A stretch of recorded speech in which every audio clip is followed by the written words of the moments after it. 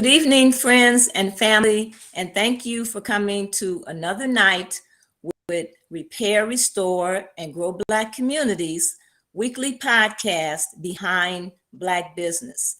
Tonight, we have a little different format. Instead of interviewing an individual business, we're going to talk to some consumers, to listen to people from the community to talk about our businesses. Tonight we have Brother Libe, Pam, and we're hoping that Corey Mason can meet with us. He's having some technical difficulties, but he's able to get in. If he's able to get in, we'll be happy to have him on the discussion. As you know, I want to tell you a little bit about our organization, as I do every week for those who have not had an opportunity to listen to this podcast. We are a nonprofit organization, and we're a small group of people who have come together to try and make a difference in our community. We feel that one of the best ways to help our community is to help increase the circulation of dollars within the Black community. And we feel that by supporting our Black-owned businesses, they can have a great impact in that area. And why do we say this? Because we say that our Black-owned businesses are more than likely to hire Black people. They're more than likely to hire Black people to provide services for them. They're more than likely to provide opportunities for other Black entrepreneurs. They're going to serve as role models for our children.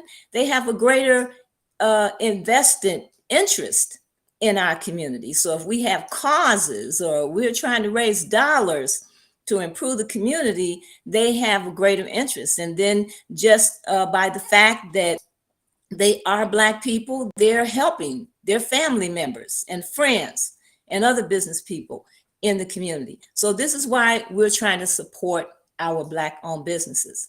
So every week, we typically bring a Black business to you.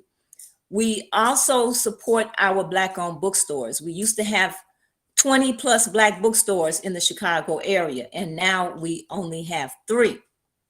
And we are big supporters of our Black businesses. We feature a Black bookstore on our website every month. And so for the last month, we had the honor of having the Underground Bookstore featured on our website.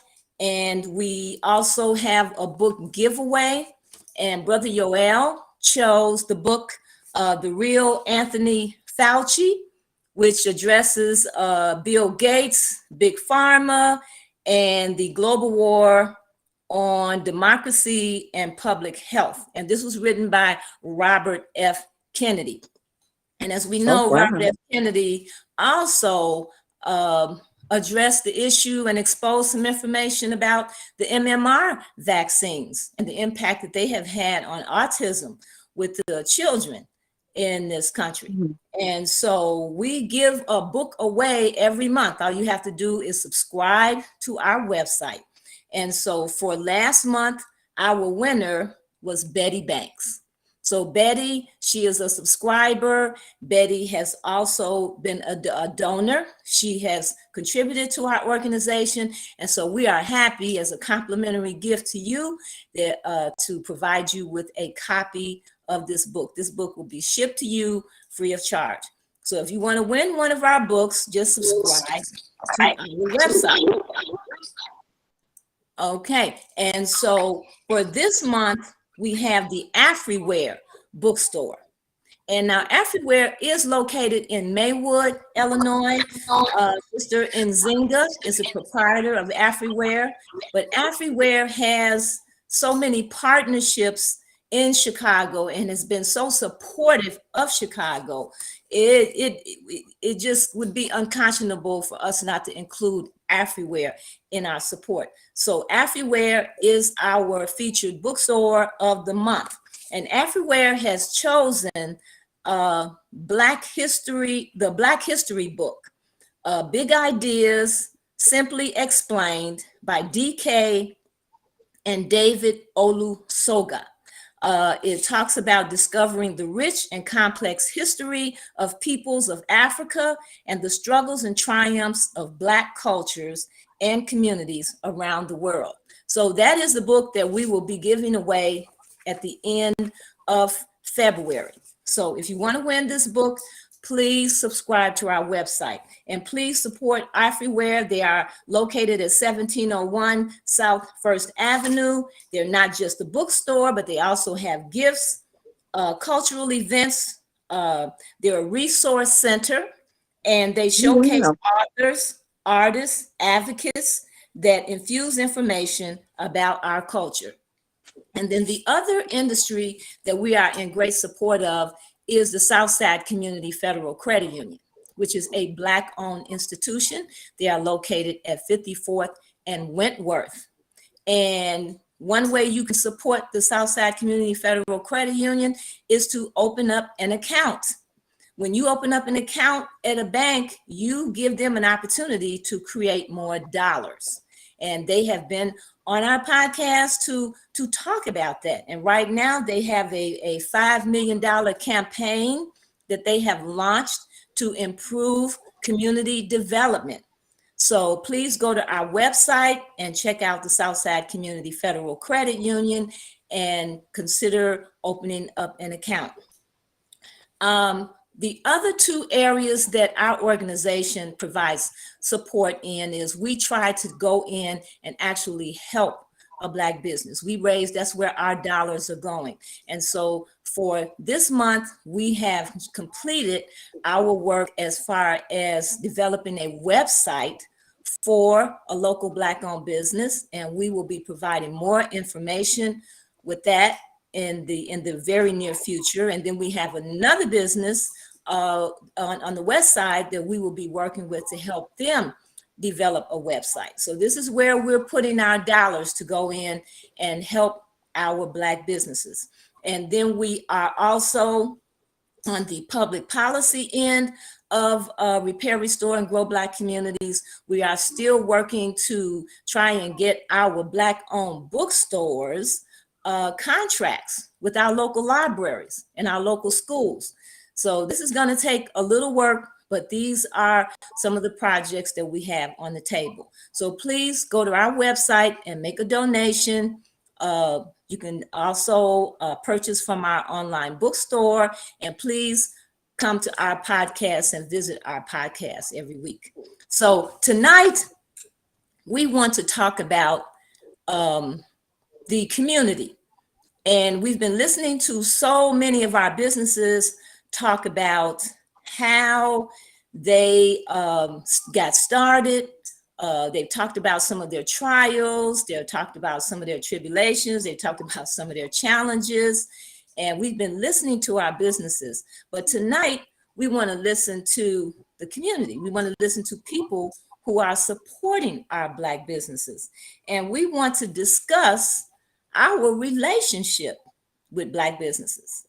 We're trying to enhance the consciousness of our people to support our Black businesses. And so the guest that we have tonight, I feel can give some very interesting perspectives on that. I think all three of us are supporters of Black-owned businesses. And so we're going to have a discussion about this tonight. So first, I would like to introduce our guests. We have Brother Libe and we have Pam. And so Pam, would you introduce yourself and to the audience and let them know who you are? My name is Pam Henning. I'm a former educator. I've lived in Chicago as well as the Southland. I've lived in the Southland for over 30 years, and I enjoy traveling. I enjoy shopping, and I try to typically always, when I'm getting something done on a house or I'm trying to purchase something, I try to support Black businesses all the time because I believe that they are the backbone of our community, because they are more likely to hire one of their own, you know. Mm-hmm. And to try to help keep some of the dollars within our community, as well as provide our youngsters with an opportunity to enter the workforce. So I do try to buy black, as they say, Okay. you Okay, know. great. But I'm very, very, I expect quality products. And when I don't get it, I let them know. So that's the best way of saying it. And it's Okay. not to be critical, you know, Hmm. Hmm. it's just to let them know, you know. I'm Right. saying it out of respect for you, and I want you to do well. So, you know, Hmm. yeah. Okay. All right. Brother Lee Bay. Thanks for having me on, Denise. Hmm. Um, it's really, my name is Lee Bay, and I've been an entrepreneur extraordinaire in the community for pretty much all of my adult life. I was a part of the Buy Back campaign with Azel Mann and Desi Pride back in the 80s, where they used to Hmm. have the annual thing at the hotel on 63rd Street, I believe it was, and it was a it was a different era of time, so to speak, because Hmm. people really took a great deal in the 80s, 70s, 80s. They took a great deal of delight in shopping with one another, Hmm. and therefore it was really feasible and easy to, sometimes very easy, but really feasible to open and run a black business, so-called black business, because you didn't have to live up to some illusionary standard, because our Hmm. people love giving their money to our Hmm. people, which Hmm. other communities, they really don't have, just say per se, the Mexican community, Hmm. they really don't have a standard for their for their businesses. Hmm. You know, if Juan is selling tires, I'm buying the tires from Juan. Period. Yeah. And they're never going to say, well, I don't like the way Juan treated me, so I'm gonna go over here to Leroy and buy me some tires from Leroy now. They don't really have that, you know. They don't care if Juan charges double or whatever. And I remember a time back in the 70s, 80s when we had that kind of clanny cohesion, so to speak. Hmm.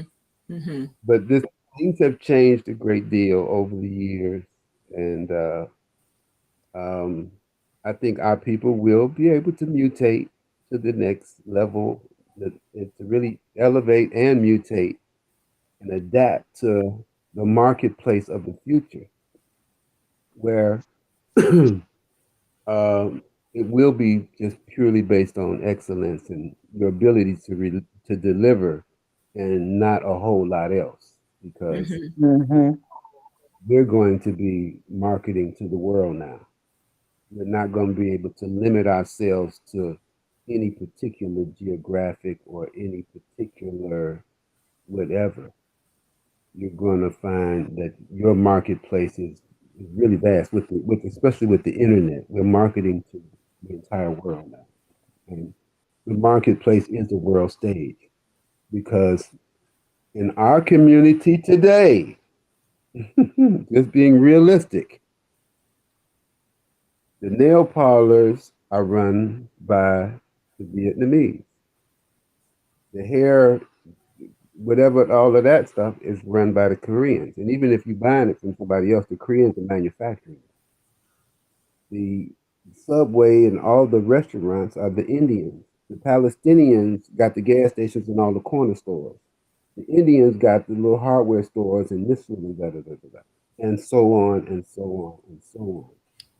So over the last 40 years or so, our communities have really been kind of divested and monopolized by large corporations. And the pandemic is like the crescendo in that whole idea that the big businesses can just take over from the smaller businesses. We typically just have small businesses. So it's an honor to be here. And like I said, right now I'm in the cannabis space. I'm working with a group called Wakana. I'm sure everybody's heard of Wakana. Yeah, I've heard of one kind of. Hmm. The Wakana movement, because health really is the true wealth. And that has become at the forefront of a lot of people's agenda as of lately, because the health issue is really kind of it's one of the most lucrative industries in our community now, because there are exercise shop and workout gyms and what's the name of this company?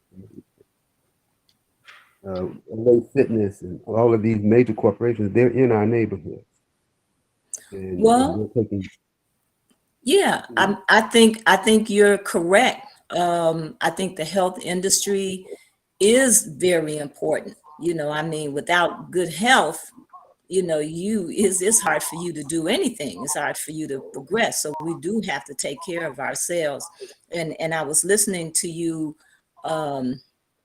express the idea of how we used to support one another regardless. This is just what you did. And how that has changed over the years. And Mhm. it's like, okay, when we think about brands, people, I know my grandmother used to really be into brands, certain brand of bread and certain brands of different types of foods that she would buy. And now we are attached to these brands of clothing, the Louis Vuittons and the Gucci's, and we're spending our money, but Mhm. what kind of consciousness are we spending our money with? We are we when we know, white people have 50 to owns 50 to 70% of the businesses in this country, and we have less than 15%. But then we have so many other people, many immigrants in our community that have dominated the business industry in our community.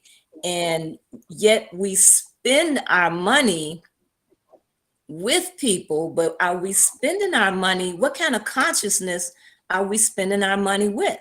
When we go and spend our money with white people, what are we thinking? When we go and spend our money with the immigrants, the Arab stores and the Koreans, what are we thinking? When we're going into a black store and we're spending our money, or we're having a relationship, what kind of relationship are we having? Or are we even thinking about that? And so Mhm. that's something I wanted to talk about. When I personally go into the business, it's a relationship. Mhm. When I Hmm. when I walk in the door and I'm frequenting that place, and I'm frequenting it because I like the businesses. I like the way I'm being treated when I come in there and I walk in the door and they go, Denise, Hmm. or Miss Hetherington, I'm glad to see you. Hey, I'll come in there and I'll spend more. I'll be end up spending more money than I intended. Mhm. So it's about So it's about the relationship. the relationship. Now I'm getting some feedback here. I don't know what that's about. Let me see. Okay. Okay. Yeah, for some reason I was getting some feedback. Can you hear Okay. me? Yes, I can hear you. Okay. Okay. So Mhm. yeah, I really wanted to talk about, we as consumers, when we go into a business, what are you looking for? What is your relationship? Whether you go into a white business, or I'll say when you go into a white business, when you go into a black business, when you go into these Korean and Arab stores, what is your relationship? I don't, Well, go ahead, sir. no, go ahead. After you, go ahead. You can go ahead. Okay. When I go into any store, uh, when I shop black, and if I can't find what I want, when I'm shopping back, even if I shop white, my first important thing is to have a pleasant experience and to have a professional experience. Okay. I want to be treated like a customer, like a value customer. Because if I'm satisfied, then I'm going to tell everybody I know about my positive experience, you know? So to me, I So see it as good marketing. And I just don't write people off if I have maybe if they're off one time or something like that. I'll go back a second time, but I will let them know about my experience, Mhm. and just to inform them, you know, because if you're in business to attract and keep your customers. You don't want them going sampling other vendors. And a happy customer, you're gonna keep them. They have no reason to go elsewhere. So Pam, And when you go, this is okay. I'm assuming you're talking about a black businesses, but let's say you go, in which we often do go into the white establishments. What is your criteria, or do you even have a criteria? yes, I mentioned at the start, if I go in any business, I expect a pleasant shopping experience and I expect quality service. That's for any business I go in. So what is a quality? What would you characterize as a quality experience? Okay, so for instance, I just had an experience yesterday. Uh Coming home from a meeting, stopping off to get something to eat. I stopped in the plaza. Now there was a Sharks in the plaza. And right next door, I saw they had opened a new business. And so I said, well, let me go in this business. And I saw black people working in the business. And I went in, I said, so is the proprietor here? Who's the owner? And they said, oh, she's not here, but she's a sister. I was like, oh, good. I looked at their menu. I ordered it was a new sandwich shop. So I ordered the sandwich. Okay. She didn't have a price listing up on the wall yet, so you could tell it was a new business. I asked her, I said, so how long have y'all been open? Then so she said, we opened the end of December. So I was like, okay, they've been open for, possibly just 30 days. So I ordered a sandwich and I noticed that she didn't charge me what was on her advertisement card. She charged me a fee higher. And so I said, oh, are y'all adding on a surcharge for COVID or something? And she said, and the lady told me, behind the counter told me, oh no, those prices are wrong. She just trying to get rid of these cards, but those prices are wrong. Okay. And I said, oh, I said, so you're not informing customers when they come in that there's been a price change? And so she didn't say nothing. She just went to the back and made my sandwich. And so when I got the sandwich, she didn't deliver the sandwich. She had the young girl in the shop deliver the sandwich to me.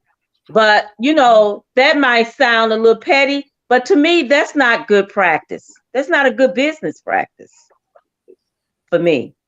Well, I think what happens there, the owner is not there, And the owner is the one that has to explain, and the owner is the one that has to make the correction, whether she's going to charge you the lower price or not. And so I think when the owner is at a business, there's a difference. I mean, I have the same problem when I go into a lot of the gas stations, which are owned by many of our Indian, immigrants that are here. And often I pay at the pump and I have to go inside to get my receipt. And when I go in and I complain about that, and the person that's working in there, most of the time is the Indian. Well, I don't know, I'll have you have to talk to the owner. They can't tell me anything, and you do have to get to the owner to correct the problem. And so I think owners being at their establishments is a big deal. It's a big deal, and a lot of times people, maybe aren't. So, brother Libe, what would you have to say about that? Oh, my experience with one of our businesses is my last one was your name was Sister Pam. Mm-hmm. Was it Pam? Mm-hmm.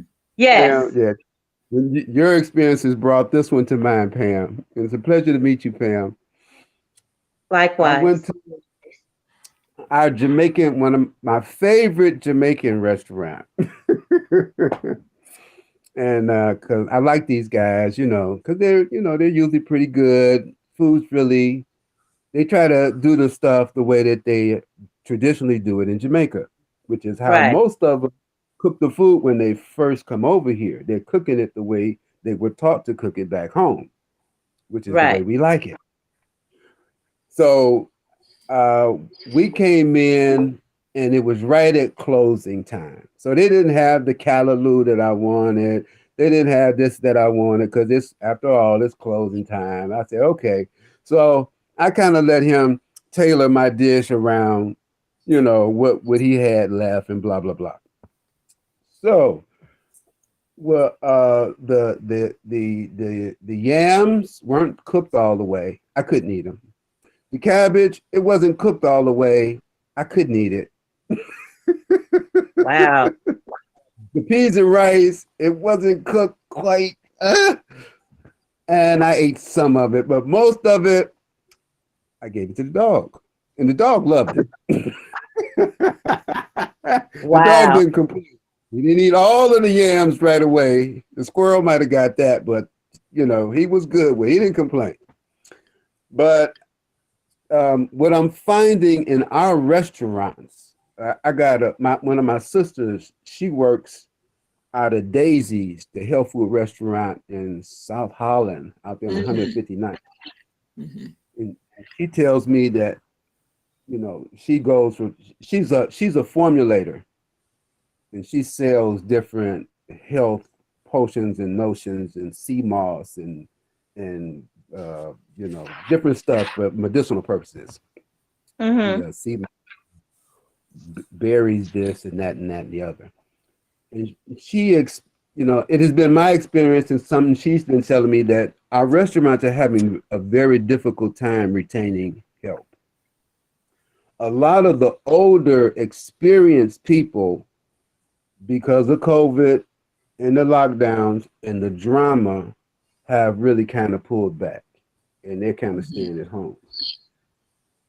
And the people that you find behind the counters at most of these places are brand new. Mm-hmm. They ain't been in there 15 minutes, and they don't have a clue as to what they're doing. So even though the food wasn't right, the time before that, they usually get it right. I mean, I wouldn't call them that, it was closing time and, whatever.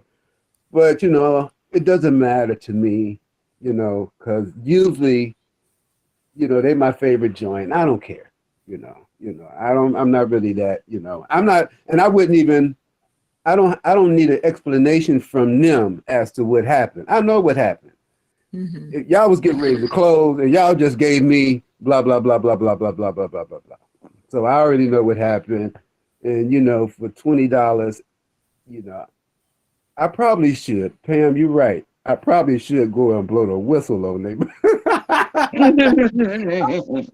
That's probably really the thing I should do, but more than likely, I won't. But if I was a woman, women tend to do that more. Women will call you.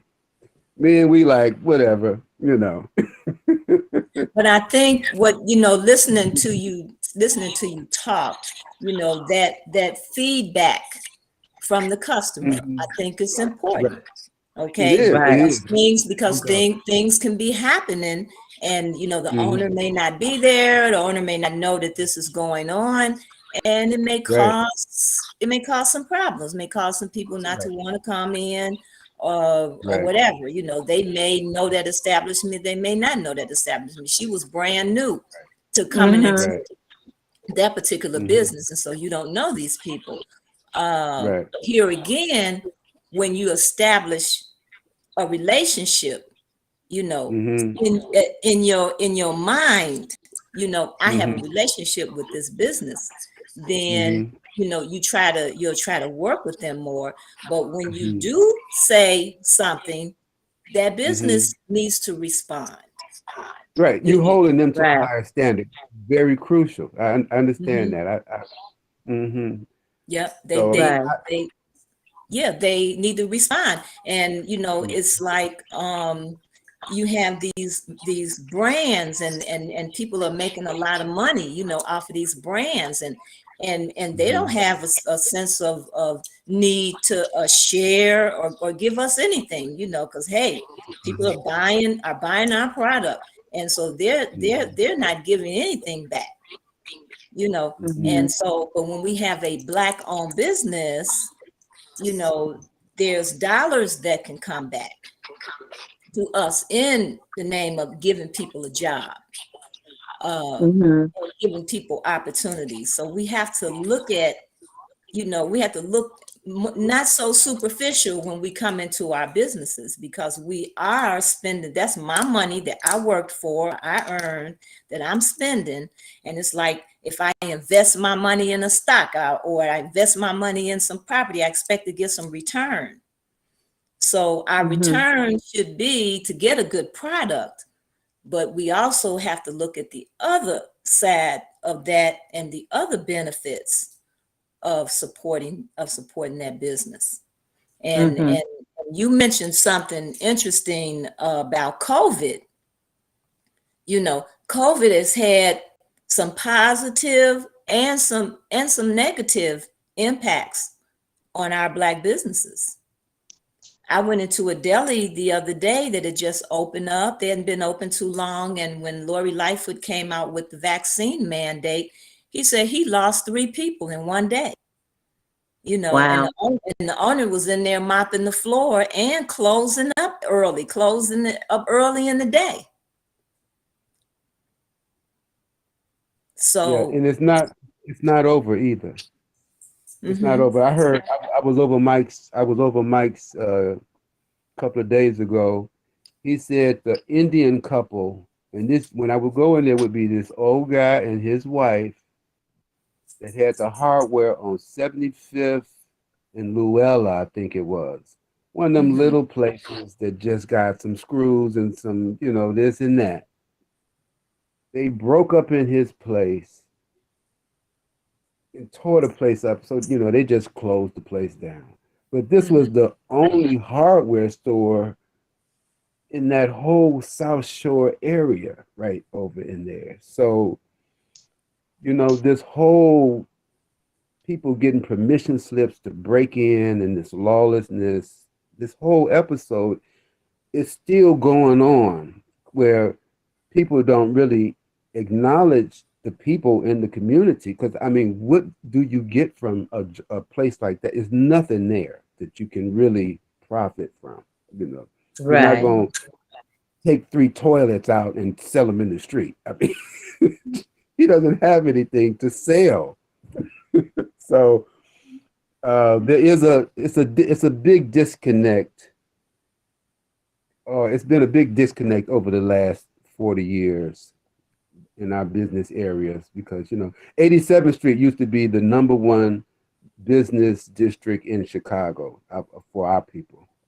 Oh, Okay. wow. And um, um, today, it's one of the few that has been able to withstand some of the changes that are going on. And then you got a lot of major corporations that, Walgreens and CVS and Home Depot, some of the bigger corporations have, targeted 87th Street with a place where they want to establish themselves and be solid. But a lot of other our little local, mom and pop type businesses, and I don't. Sometimes I Indians and because everybody is in our neighborhood. Like no, our neighborhoods are unique.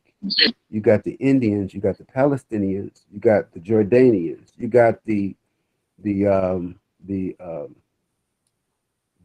got the Koreans.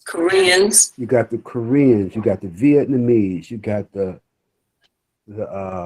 I mean the list just goes on. Naturally, you Well, have you have all the different immigrants. They've come over here, and someone has told them that's where you set up shop in the Black community, right. because they can't go to the Hispanic community and set up shop. They'll run them out of there. Mm-hmm. They Yeah, definitely not going to the Caucasian community and set up shop. mm-hmm. No, but we're the only community that's what they said, quick for the taking. And they tell them to come over here and set up shop in our communities. So Right. We're very why do we allow this to happen as the consumers in the community? Because you're correct. If you go into other communities, they're not going to let you come in and destabilize their businesses. And Right. if you do, they won't pick it or anything. They just won't support They you. won't support it. Right. So why are we so gullible to that? Well, because we're I just think we've, like Libe said, back in the like 70s and 80s, we had sufficient businesses in our communities. Mhm. But for some reason those people aged out.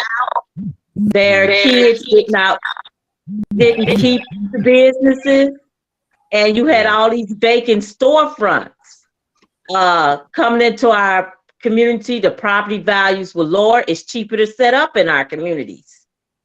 And then there's the problem of a lot of people, it's convenient to shop in the community. If they don't have a car and they don't want to get on the bus to go, anywhere, it's convenient to shop in your community. So they'll just go to what stores in their community. Well, it had to to be get the that had things to they be need. a key reason, because I remember when the Arab stores first started coming in, Black people were all on the news and complaining about, the filth in the stores, the quality of the food, the way the people were treating them. And I'm saying, but you're still going in there. Why are you Right. continuing? Why are you continuing to go in there? And I think it's a little more than people aging out, because we've had a number of people on this podcast that have been in business for 50, 60 years and are still in business in this city. And I think that there's a number of things that we have to consider. Brother Libe may be able to elaborate on this some, but the drugs that came into our community, and then the people who came into our community with lower prices. The prices for the hair care products, the prices for clothing, the price for everything. It was cheaper. It was less expensive. And you began to see the first thing I saw before the dollar stores came. I remember on the west side on Madison, there was the $5 store. There was the $7 store. There was the $9 store. I was like, what is going on? You know, now we got the dollar store where you can go in and buy a box of aluminum foil that'll cost you $3 or $4, and Walgreens, you can get it in there for $1. So that Well, under, $1.25 now. They done went up. okay, but still, that's a Yeah, yeah, I know what you're saying. But see, but those are chain stores, Those are like franchised out. yeah, but they So, still were able to come in with lower prices. yeah, right. Lower prices.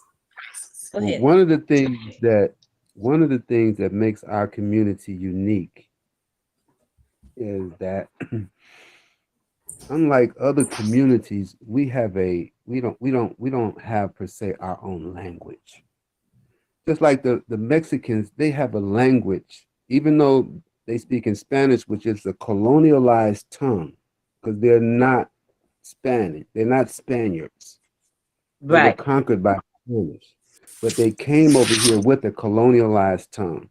Now, all of these other groups, the Jordanians, the Palestinians, the whatever, the Koreans, they have a language which bonds them together and kind of separates them from anybody that doesn't speak that language. So they don't come into our community and amalgamate with our community, but they're in the community and they're drawing money out. And it's really like a win-win-win situation for them, because typically wherever you draw money out, you invest.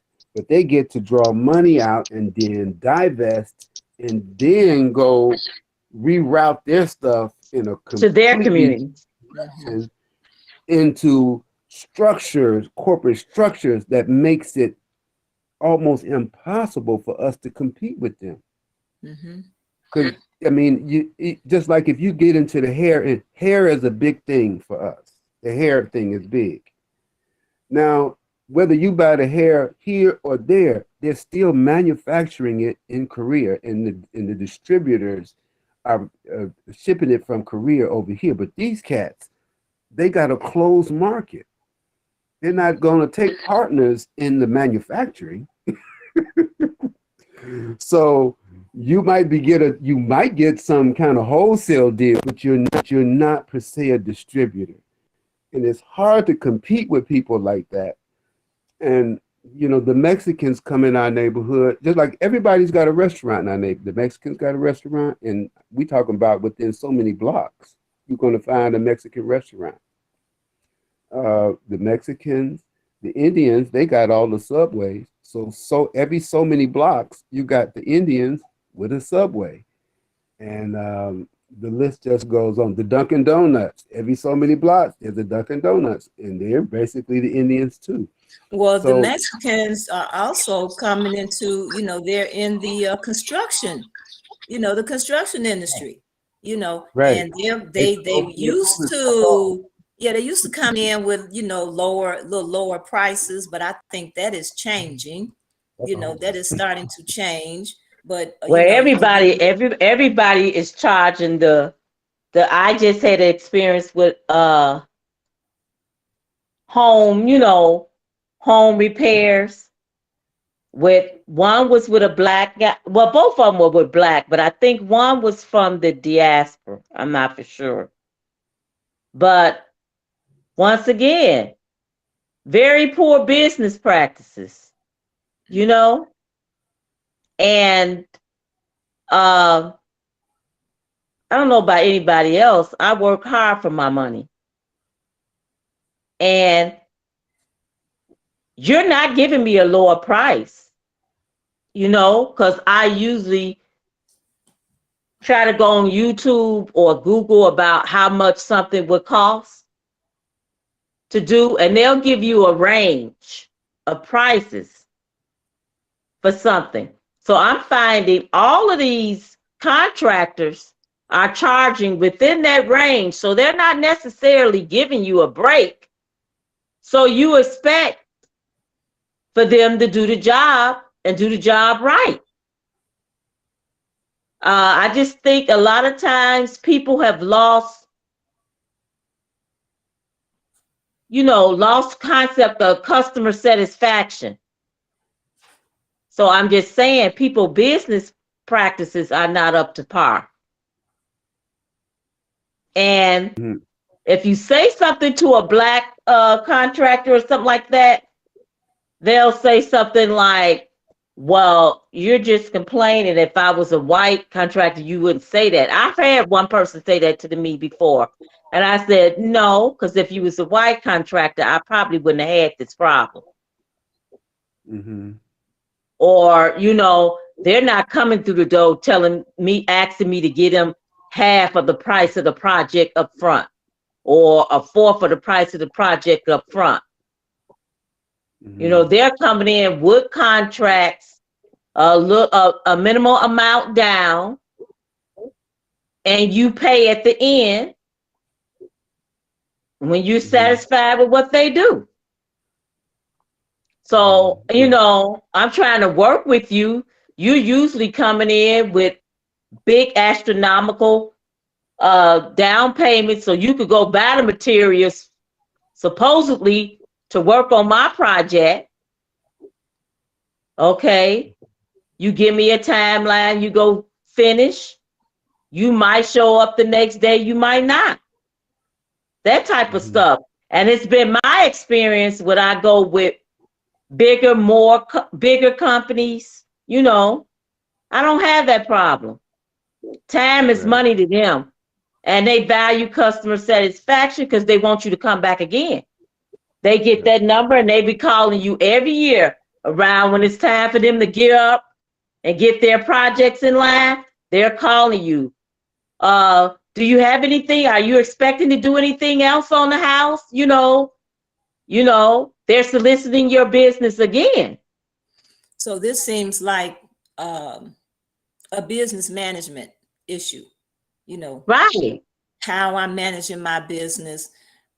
There could also be some skill level issues in terms of training, how well, many of our people are being trained. But business management, and that's one of the things that our organization is going to be putting dollars on the table for, is to actually pay business managers to go in and help. And we've actually asked some people for that level of help. How do I manage a business? How do I organize my time? That's wonderful. How do I allocate out my work? I can cook. I've seen many people that can cook and open up a restaurant, but being able to cook and manage a restaurant is two different things. Right. Brother Lee Bay, your microphone went off. Okay, go ahead. Yeah, true. That is so apt. That is so true. And it's at a point now where I'm at the point where a lot of times when it comes to the brothers and the sisters, at the level that you're talking about, because like I had a brother come over here and work on my car. So I can't hold him to the standard that I would the manufacturer, because he doesn't have the equipment to do that like that. Mm-hmm. Now, right. It's sometimes he'll come over here to my house and do it in the street. So, right. And so he goes to the junkyard and because he knows the model of the car, the cracked tail light, he said, yeah, man, I was at the junkyard. So the cracked tail light, I picked it up too. And the cracked thing on the plate, I got that too. And what else did he get? Oh, the door handle on the driver's side, he got that too. And he threw all this stuff on there almost as a courtesy. Mm-hmm. I was there. They're not really charging me for it. I know you, blah, blah, blah. You throw me a few dollars. If you do, if you don't matter. But, it's like well, that's a wonderful experience. You have no reason to complain, But when people leave your house and the one person took a down payment, but because he fell out with my neighbor who he was doing work with, he came back and tried to change the the conditions of the contract he had with me. And I said, well, no, I have nothing to do with what you did with him, Right. And I said, well, let's just give me my money back. We don't have to do business. Right. He didn't want to give me my money back. I had to file a consumer complaint on him. And come to find out, he had a long list of complaints. Right. And the last person, he came over, did the job, but every time he opened his mouth, the price went up. When somebody is running game on you. And I was like, well, why is it that every time you open your mouth, the price goes up? Then he had to go and get some parts. And the amount of money he asked me to get the parts, I knew it was way over the amount that he needed. But I went on and gave it to him. He brought the receipt back. Okay. Brought the parts back. But it was like $30 short. And so I said, so I just want to be clear. Did you charge me $30 to go pick up the parts? Or just let me know. And he was like, oh, no. I said, okay, so this math doesn't add up right. But I let that go. Because I was like, just get my hot water on. That's all I care about at this point. But in my mind, I'm like, okay, he just lost the customer. And see, and like that, sometimes it's just that he doesn't have the experience to even just say, okay, I spent an extra $20 for gas, this, that, this, and this is this or that, and just to explain what he's doing. He doesn't really have the experience to satisfy a customer. Whereas if you go I know the difference between somebody that don't have experience and somebody that's running game. But I think that's the difference. I know that somebody's running, and then even afterwards, after he left, I noticed that the thing was not on right. It was upside down. It was on, but it was upside down. See, there's a sign right there. Okay, that this person, here we go again. We talk about skill level. We're talking about business management, and I think for everybody that wants to go into business, how many people put a business plan together? We did a business plan for this organization because when we first said we wanted to do something, and then when you sit down and figure out, well, how are we going to do this? And how are we going to make this happen? That took a lot of work and a lot of thought. And when you go to your customer, when you go to someone and you haven't thought through all of this and you haven't worked all of this out already, this is where you start to fall into trouble with your customers. Because there are certain things that should be done and it should be done a certain way. And then you have somebody that puts the part on incorrectly. Well, that's a skill level issue there. And that's, we can't make excuses. We can go back and say, they've tried to keep our people out of the construction market. They're not giving our people jobs. And, when I was at CVS High School, they closed the heating and cooling, they closed the carpentry program. And so our people are not getting the training that they should get. And when you don't know how to do something, you still out here trying to make money, your focus is on the money. And so we as consumers have to deal with this. So we're getting close to 9 o'clock. Okay. And I know we have a lot of issues, and I don't want this to be we ragging our businesses, but this is a relationship. This is, I think, Brother Libe pointed out to me today, that today is 2/22. We have all these twos in today, and the number 2 in numerology has to do with relationships, partnerships, collaborating, Corporation. and Yeah.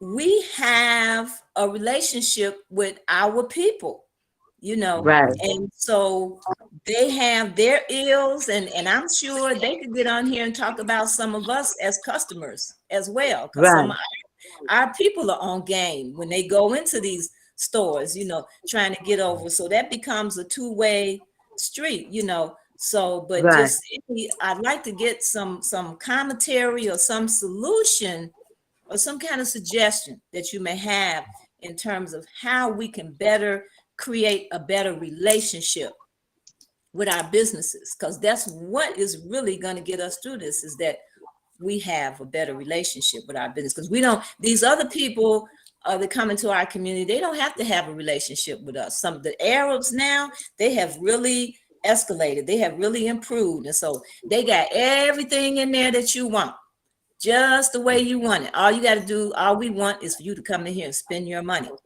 and then they Right. continue to take that money out of our community and build other businesses or send it back home, and all the other things that they're doing. So what is it that we as consumers can do to help with our businesses? What do you think we should do? I mean, you point out the positives and the negatives. Mhm. I usually give positive feedback as well as what I didn't find so pleasing. Mhm. Mhm. I I usually start off. I like the way you did this, and this. That's good. But can you Mhm. just do this like this? Because I'm gonna get you more customers. If Mhm. I'm happy, you get free advertisement. I'm Yeah, calling and if all you're my happy, friends you and will come back. relatives, you Mhm. know, and if I need more work, I'm a repeat customer. So I Mhm. just think that, we um it's a two-way street, you know, Mhm. because I think when you come to a customer and you ask them for half of the price up front, that's a lot for them to entrust in you, you Mhm. Mhm. know,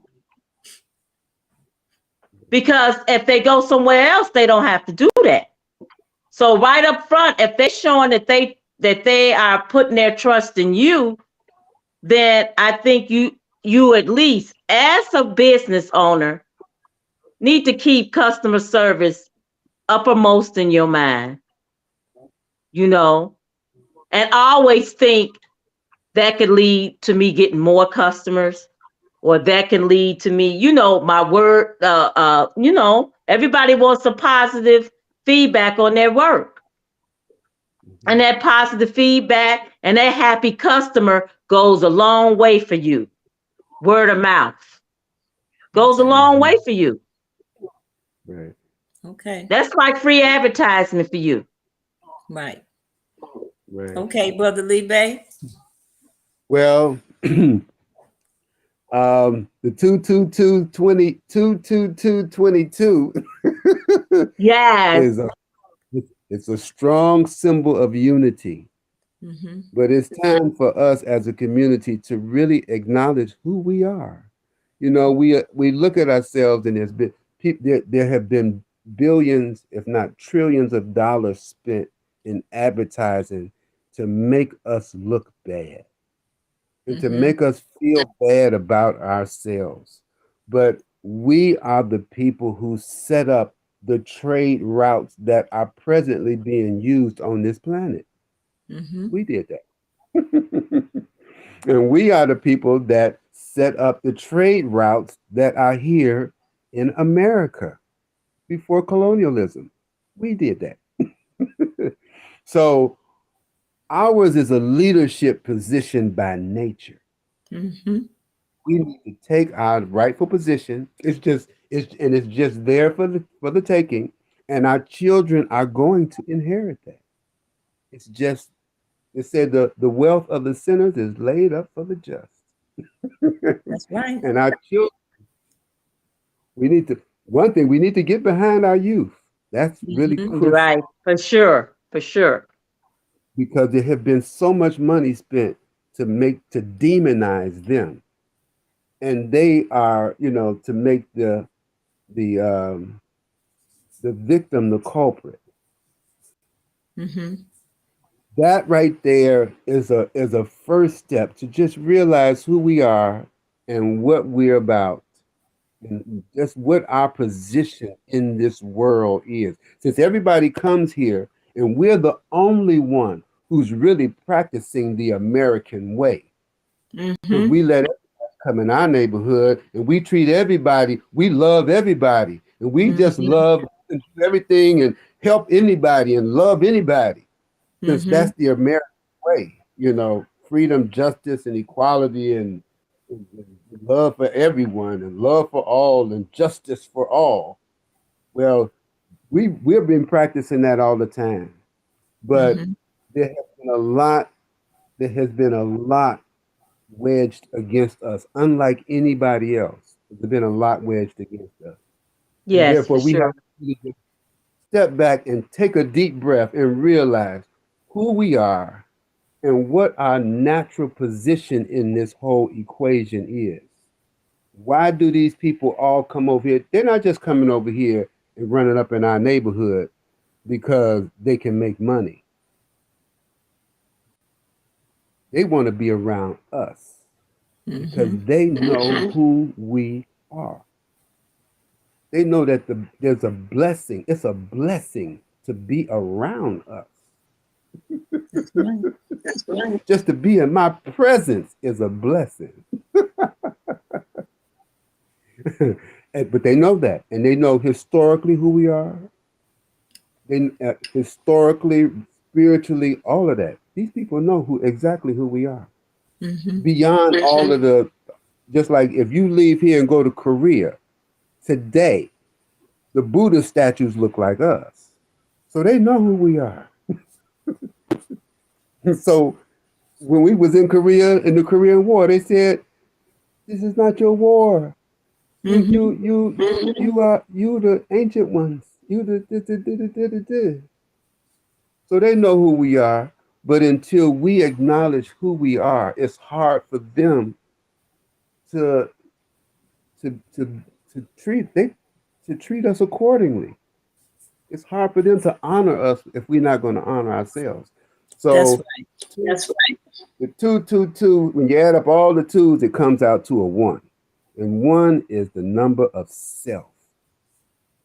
So we've got to put ourselves in the first person position and stop beating down on ourselves and listening to all this propaganda about us, because Mm-hmm. this stuff is not real. It's all just myth. Hmm. But myth don't change it. It don't change a thing. Just because the eagle is running around in the barnyard with the chickens, he's still an eagle, and he's not gonna lay a chick. That eagle is not gonna lay a chicken egg. He's gonna lay an eagle egg, and on any given day, he just might flap his wings and jump up on the fence.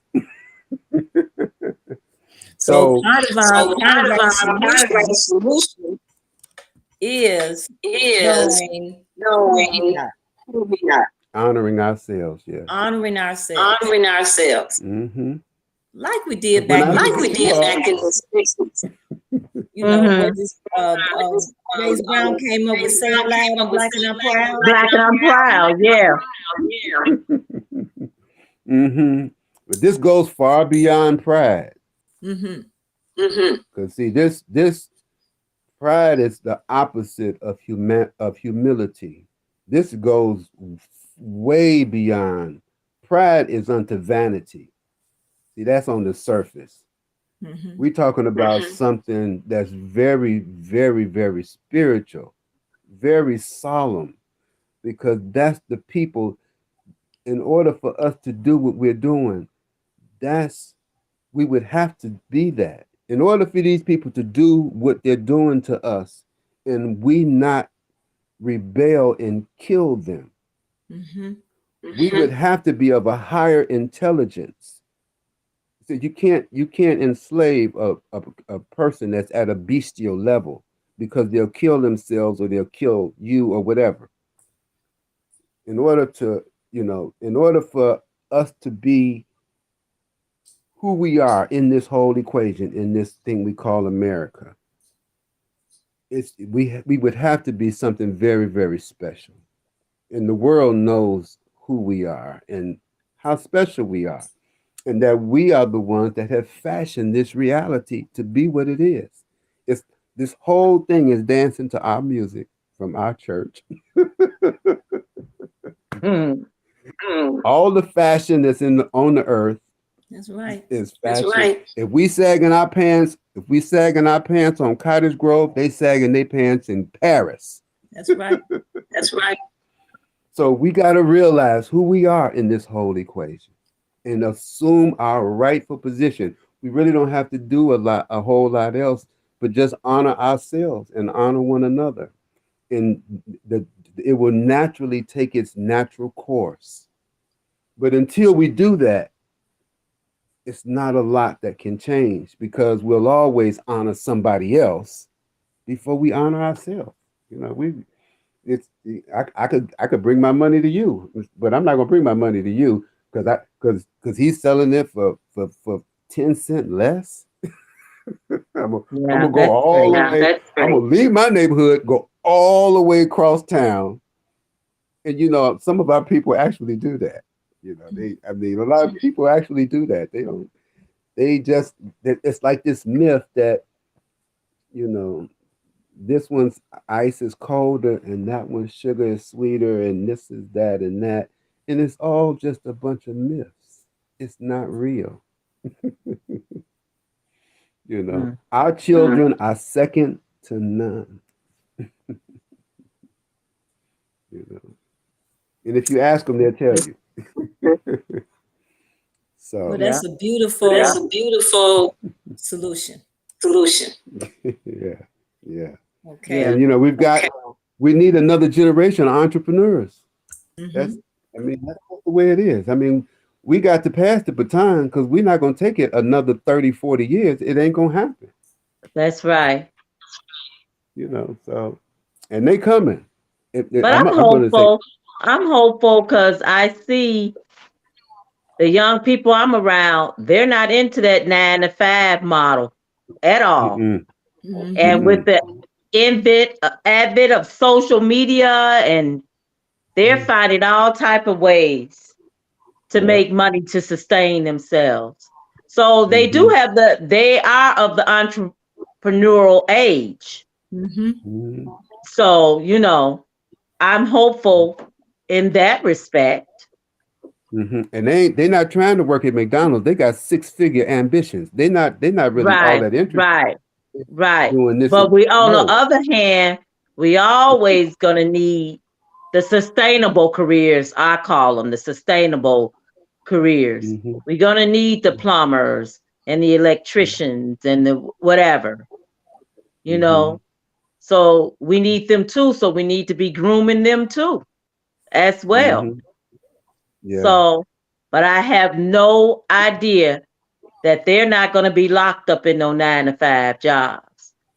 You know, a plumber can make a very good living on his own if he get the business practices right. An electrician can make a very good living on his own if he get his business practices right. You know, it's a reciprocal relationship. It's a give and take. You know. Yeah, so, well, our people. But I'm hopeful. I'm hopeful. Yeah, I am too. This is a major shift because the generation before us, they were on that. If you just get a good job and you know you can get a good job, get a job, blah blah blah blah blah blah. The paradigm changed within a very, very short amount of time, and you know, so it's a lot going on that we're really adapting to and adjusting to a lot of different conditions simultaneously. You know, the real estate market is changing. The inflation is happening. So it's a lot going on, and that's why, you know, it's a natural thing that's gonna take it. So the cream is gonna naturally rise to the top because the pressure is being put on us from so many directions that the diamonds are going to be made naturally, especially now. And there are going to be some casualties. There's going to be some misfortune and some mishap.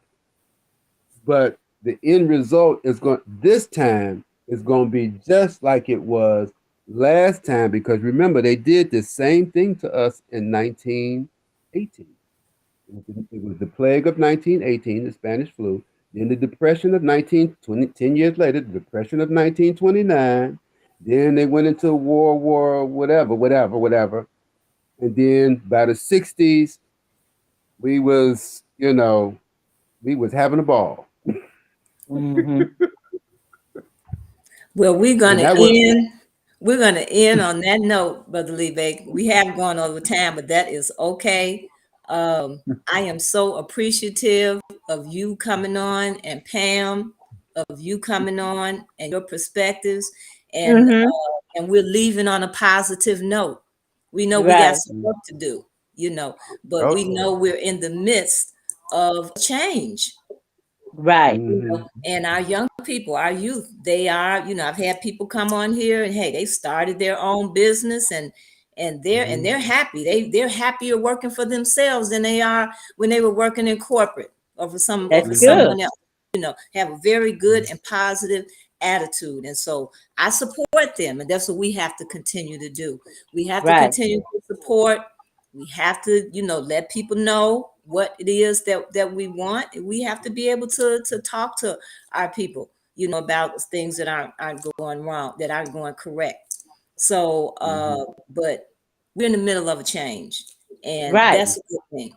That's a good thing. mhm. So I want to thank you for coming on tonight. To My our pleasure. viewers, yes, ma'am. Please go to our Thank you. website, and you will be able to review all of our podcasts. They are all archived on our website, so you'll be able to watch this again at your leisure. And you can also make a donation to our organization. You can purchase from our online store, and you can follow some of the work that we're doing.